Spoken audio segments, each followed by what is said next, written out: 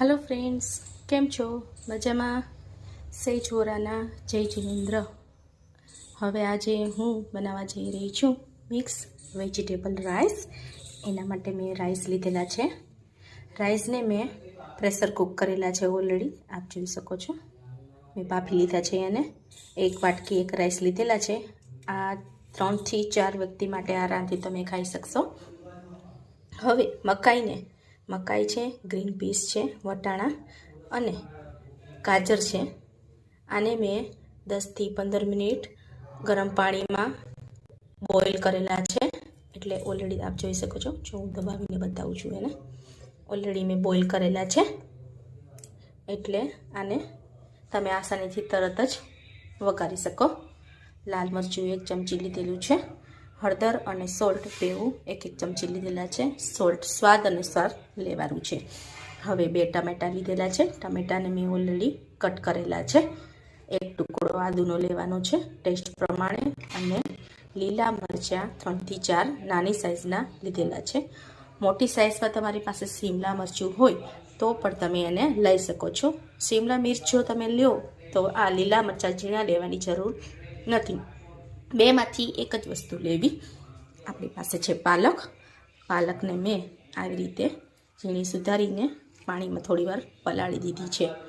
તો આ mix vegetable rice બનાવવા માટે તમારે આપણી પાસે જે પણ શાકભાજી ઘરમાં અવેલેબલ હોય, અત્યારે વિન્ટરની સિઝનમાં દરેક શાકભાજી મળી જ જાય છે આસાનીથી, પણ છતાં આપણી પાસે ઘરમાં જે પણ શાકભાજી પડેલું હોય એનો તમે ઉપયોગ કરી શકો છો। હવે આને વઘારવું કઈ રીતે હું એ તમને જણાવું છું। મેં આને બોઇલ કરીને આવી રીતે ભાતના ચાણામાં પાણી નિતારી લીધું છે।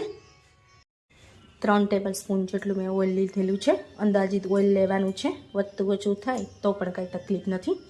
એની અંદર મેં થોડી આમથી રાઈ નાખેલી છે, હાઈ ફ્લેમ ઉપર ગેસ રાખેલો છે। થોડી વાર રાઈ તતડે એના પછી આપણે કઈ રીતે વઘારવું એ હું તમને શીખવું છું, ધ્યાનથી જોજો તમે। આ વેજીટેબલ્સ તમે રાતના જમવામાં પંજાબી સબ્જી અથવા પંજાબી પરોઠા જે બનાવો એની જોડે આ તમે ગેસ્ટ આવ્યા હોય તો એને પણ સર્વ કરી શકો છો, અને રૂટીનના જમવામાં પણ ટેસ્ટમાં બહુ જ સારા લાગે છે।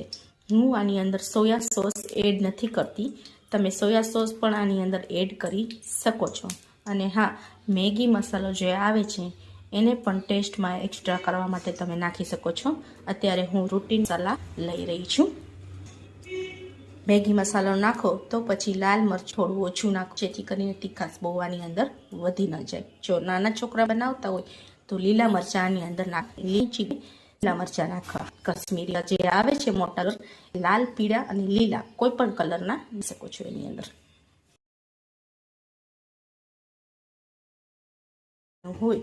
એને વઘારતા પહેલા તમારે ગેસની હંમેશા ધીમી જ રાખવી। હવે એની અંદર ટામેટ અને આપણા લીલા એડ કરું છું।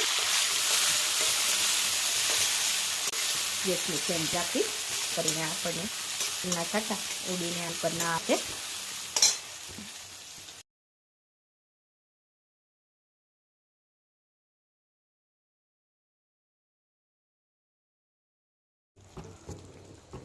હવે એની અંદર આપણે આદુને છીણીની મદદથી છીણીને એની અંદર એડ કરી દેવાનું છે।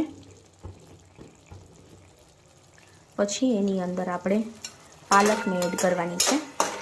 પાલકનું પાણી થોડું છૂટશે તો ચિંતા કરવાની કોઈ જરૂર નથી, ફાસ્ટ ગેસે એનું પાણી થોડું બળવા દેવાનું છે, જેથી કરીને પાલક પણ એની સાથે ચડી જાય। પહેલાં આપણે એની અંદર રાઈ મૂકીને તેલ મૂકીને રાઈને તતડવા દીધી, પછી આપણે એની અંદર મરચાં અને ટામેટા થોડા ચડ્યા એના આપણે આદુ એડ કરેલું છે, આદુને છીણીની મદદથી નાખેલું છે। પછી એની અંદર પાલકને નાખી, પાણીવાળી વસ્તુ હંમેશા છેલ્લે નાખી, જે ઓલરેડી બોઇલ વસ્તુ એમાં પાણી છૂટવાનું નથી, નીતારવા માટે મૂકી દીધેલું છે।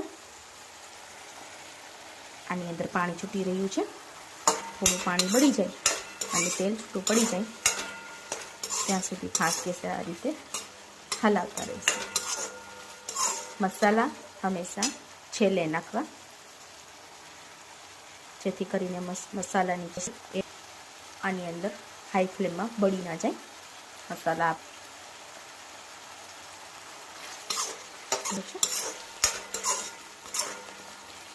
પાણી બળી રહ્યું છે એનું.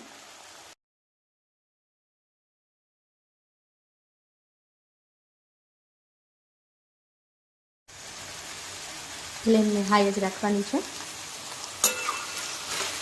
આવી રીતે પાલકનું બી બળી ગયા પછી એના બોઇલ કર વેજ અંદર નાખી વેજીટેબલ કે ના વેજીસ કોઈ પણ લઈ છે. હવે આને નીચે આના જે મસાલા આપણે કરીશું. તેલનું પણ ઓછું કરવું, રાઈસ નાખી આપ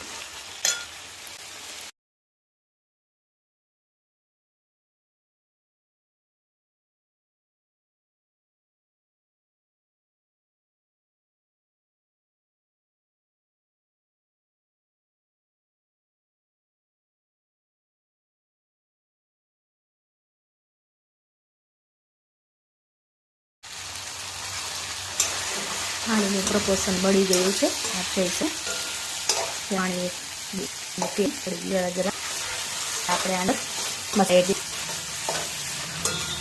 આમાં ઓરેન્જ અને chilli flavour red green olives હોય આપણી પાસે તો પણ તમે શકો.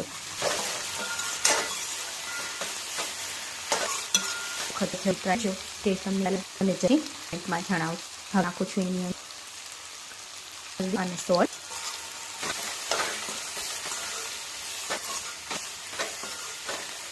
આપણે એની અંદર નાખીશું લાલ મરચ.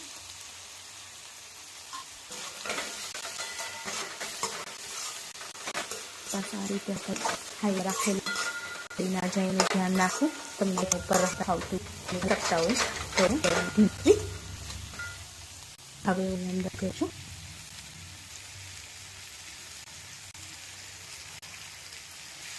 થોડા થોડા રાઈસ જવા પછી એને ગરમી કરી નાખી.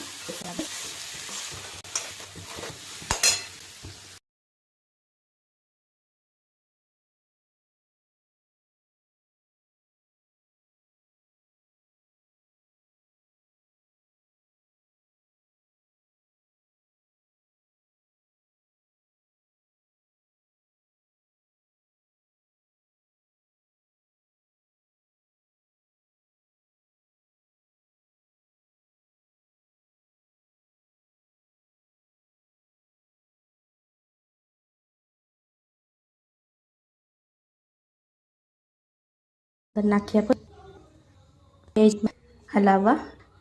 એક રાઈસ આપણે ગાજર અંદર પછી ફ્લેમ બંધ અંદર. દર્શક મિત્રો આજની મેસેજ મેં જરૂરથી કમેન્ટ જણાવજો. Thank you for watching. Thank